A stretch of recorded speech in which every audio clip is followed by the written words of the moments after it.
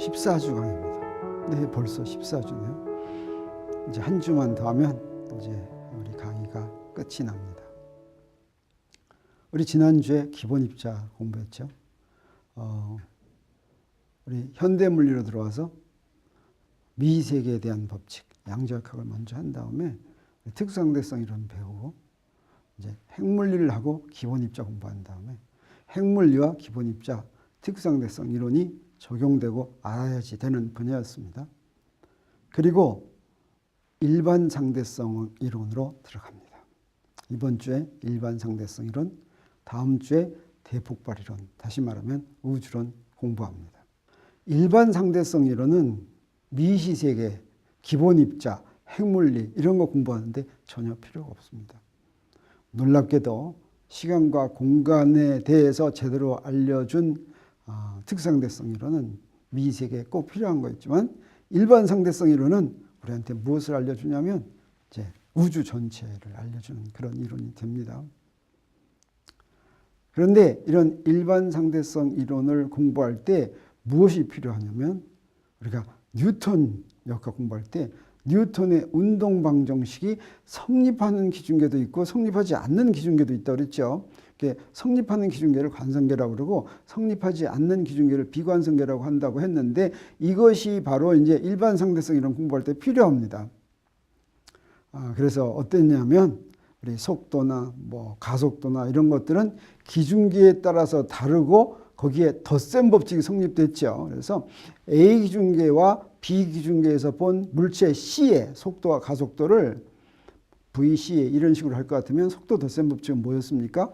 여기 쉬웠죠. VCA는 VCB 더하기 VBA, 또 ACA는 ACB 더하기 ABA 이랬습니다. 그래서 A 기준계에서 본 물체의 가속도는 B 기준계에서 본 물체의 가속도에다가 A 기준계에서 본 B 기준계의 가속도였죠. 그래서 A 기준계에서 본 B 기준계의 가속도가 0이면 이건 서로 다 관성계다 이런 뜻입니다. 그러면 가속도가 다 같지만 그래서 서로 다른 기준계라고 하더라도 그 기준계들이 전부 다 관성계면 그러면 가속도가 다 같았어요. 그래서 뉴턴의 운동법칙을 다 적용할 수가 있었죠. 똑같은 뉴턴의 운동법칙을. 그런데 한 기준계가 비관성계면 그러면 가속도가 달랐죠. 그래서 관성계에서 뉴턴의 운동법칙이 F는 MACA라고 그러면 ACB는 ACA하고 다르니까 F는 MACB는 성립하지 않았죠. 그렇지만 MACB를 집어넣는 성립하는 식도 만들 수가 있었습니다. 어떻게 하면 됩니까? 가속도 덧셈 법칙 이용하면 됐어요. 그래서 ACA자리에다가 덧셈 법칙 집어넣으면 어떻게 되냐면 F는 MACB 더하기 ABA 이렇게 되죠. 그래서 MABA를 저쪽으로 옮겨요. 저쪽으로 옮겨. 그래서 마이너스 MABA 할 것 같으면 우변은 마치 뉴턴의 운동방정식처럼 비기준계에서의 뉴턴의 운동방정식처럼 MACB가 되죠. 그렇지만 뉴턴의 운동방정식이 성립하려면 F만 가지고는 안 되고 여기에 마이너스 MABA를 더해줘야지 되는데 이 마이너스 MABA는 이건 힘이 아니라 그냥 이항해 준 거였죠. 이런 걸 뭐라고 부른다고 그랬습니까? 관성력이라고 부른다고 했습니다. 그래서 비관성계에서는 관성력을 집어넣으면 뉴턴의 운동방정식이 성립하기는 하지만 관성력은 힘하고는 아무런 관계가 없다라고 했습니다. 이제 상대성 이론으로 다시 돌아갑니다. 상대성 이론이란 뭐였습니까? 특수상대성 이론도 그렇고 일반 상대성 이론도 그렇고 대상은 자연현상입니다. 똑같은 자연현상인데 서로 다른 두 기준계에서 보는 거예요. A 기준계에서 보고 B 기준계에서 봅니다. 근데 A 기준계에서 본 위치하고 B 기준계에서 본 위치가 같은 숫자예요? 다른 숫자예요? 뭐 같을 수도 있고 다른 수도 있고 그러죠. 그랬을 때 A 기준계에서 본 숫자와 B 기준계에서 본 숫자 사이의 관계, 이게 바로 상대성 이론이었죠. 그럴 때 A 기준계와 B 기준계가 서로 등속도 운동을 하면, 다시 말하면 A나 B가 모두 다 관성계면 이게 특수상대성 이론이었습니다. 하나는 관성계고 하나는 비관성계이면 이러면 일반 상대성 이론이라고 할 수가 있습니다. 아인슈타인은 1905년에 특수상대성 이론을 발표해가지고 엄청 성공을 거둡니다. 특수상대성 이론 쓸 때는 직장이 없었죠. 정규직이 없었죠. 그래서 특허청에서 임시직으로 있으면서 논문 써가지고 발표했는데 그 다음에 곧 대학교 교수가 됩니다. 그러니까 이제 어떻게 되겠습니까? 특수상대성 이론은 두 기준계가 서로 같은 자연현상을 보는 두 기준계가 서로 등속도 운동을 한다는 제한을 둔 이론입니다. 이 이론을 없애고 싶었어요. 이 이론을. 그래서 우리 특수상대성 이론에서 얘기한 것처럼 특수상대성 이론의 식은 바로 뭡니까? 로렌츠 변환이었죠. A 기준계에서 본 숫자고 B 기준계에서 본 숫자를 서로 연결해 주는 거. 이게 바로 로렌츠 변환이었습니다. 이때 두 개가 다 관성계였는데 하나는 비관성계일 때 이럴 때 이제 로렌츠 변환 구하는 것이 쉬운 일이 아니었습니다. 그래서 처음에는 굉장히 어려웠는데 이런 어려운 일의 돌파구는 무엇이 해줍니까? 막 내가 하려고 막 길을 쓴다고 해서 되는 게 아니고 그냥 앉아서 신문 같은 거 볼 때 돌파구가 나옵니다. 아인슈타인도 그랬다 그래요. 신문에 어떤 기사가 나왔냐면 실현한 총각이 있었어요.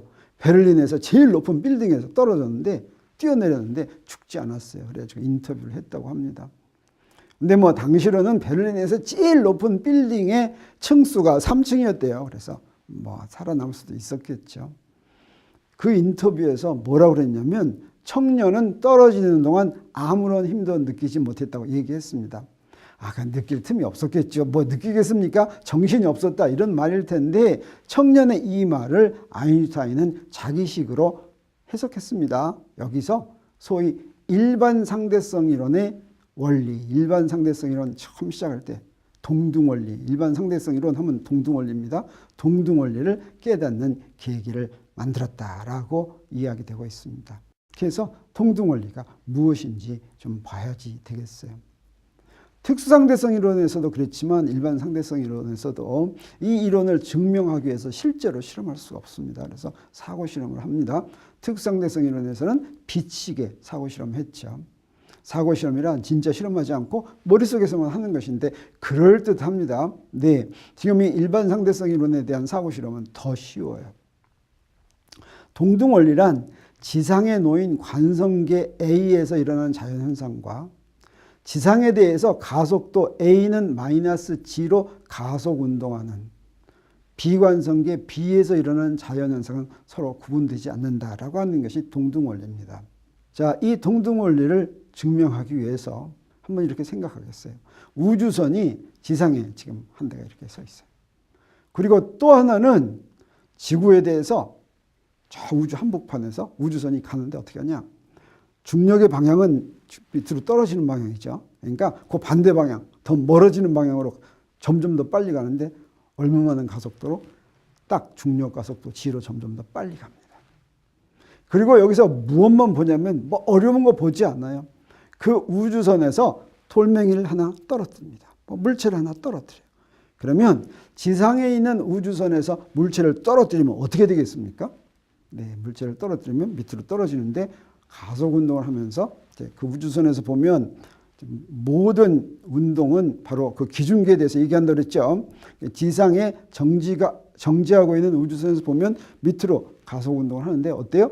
1초의 가속도가 9.8m/s 제곱으로 떨어지죠.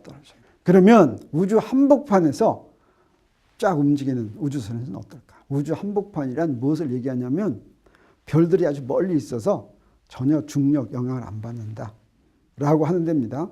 그러면 그 중력 하나도 안 받는 데서 우주선이 정지해 있다고 그래요. 정지해 있을 때 손에서 딱 돌을 놓으면 돌이 어디로 가겠습니까? 거기 가만히 있죠. 네. 자, 근데 이 우주선이 등속도 운동을 하는데 딱 이렇게 놓으면 우주선이 이렇게 가고 있어요. 딱 놓으면 돌멩이 어디 있겠습니까? 밑으로 떨어집니까? 안 떨어집니까? 그때도 등속도 운동할 때도 밑으로 안 떨어집니다. 그건 우리가 잘 알고 있어요. 왜 그러냐면 처음에 정지하고 있으면 힘 안 받으면 계속 정지하고 있는 거예요. 우주선 일로 가면 어때요? 요 돌멩이의 초속도는 내 손하고 초속도가 같아가지고 속도가 안 변합니다. 이건 어떤 거하고 똑같냐면 우리 KTX 가는데 KTX가 똑바로 굉장히 빨리 가더라도 동전을 위로 던지면 내 손에 다시 떨어집니까? 안 떨어집니까? 떨어지죠. 그 왜 그럽니까? 등속도 운동하면 등속도 운동하는 방향으로 같이 갑니다. 근데 KTX가 만약에 좀 더 빨리 가면 어떻게 돼요? 그러면 뒤에 떨어지죠. 마찬가지. 우주선도 등속도 운동하면 같이 가만 놓으면 가만히 있어요. 근데 가속도 운동하면 어때요? 가속도 운동하면 우주선에서 볼 때 돌멩이가 밑으로 떨어집니다. 이 가속도 운동하는 가속도가 중력 가속도라면 어떻게 떨어지겠어요? 네, 초속 1초에 9.8m 퍼세크 제곱에 똑같은 가속도로 떨어집니다. 그래서 여기서 우리 사고 실험은 뭐냐면 만약에 이 우주선이 창문이 없어요. 또는 창밖을 내다보지 않고 돌멩이만 본다면 떨어지는 돌멩이만 본다면 과연 이 우주선이 지상에 있는 것인지 우주 한복판에서 가속 운동하는 것인지 구별할 수 있겠냐는 것입니다.